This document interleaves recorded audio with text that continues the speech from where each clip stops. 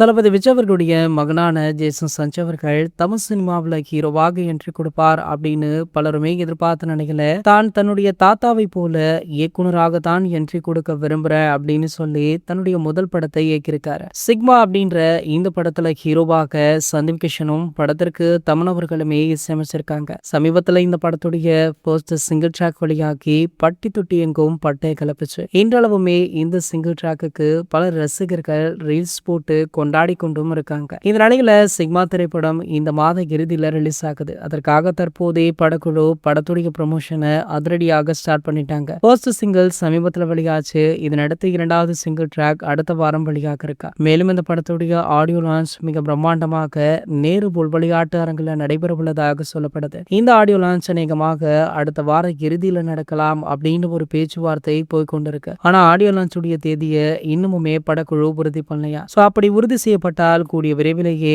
ஒரு ப்ரோமோ வெளியாகும் அப்படின்னு சொல்றாங்க. இந்த நிலையில பாத்தீங்கன்னா இந்த சிக்மா திரைப்படத்திற்கு ஒரு சில பிரச்சனைகளுமே கிளம்பி இருக்கா. அதாவது இந்த திரைப்படத்துல ஒரு சில அரசியல் வசனங்கள் அரசியல் காட்சிகளுமே இடம்பெற்றுள்ளதா.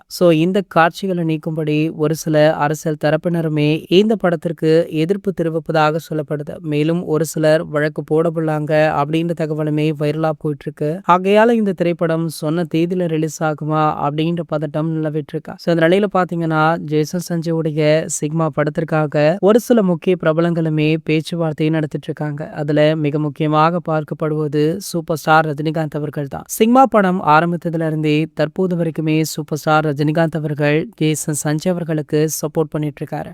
சிக்மா திரைப்படத்துடைய பிரச்சனையின் போதுமே அவர் பக்கபலமாக இருந்துள்ளார் அப்படின்ற தகவல் வைரலுமே ஆகிட்டு இருக்கு. இது போன்ற செய்திகளை பத்தி நீங்க உடனே தெரிஞ்சுக்க நம்மளுடைய சேனலை மறக்காம சப்ஸ்கிரைப் பண்ணிக்கோங்க.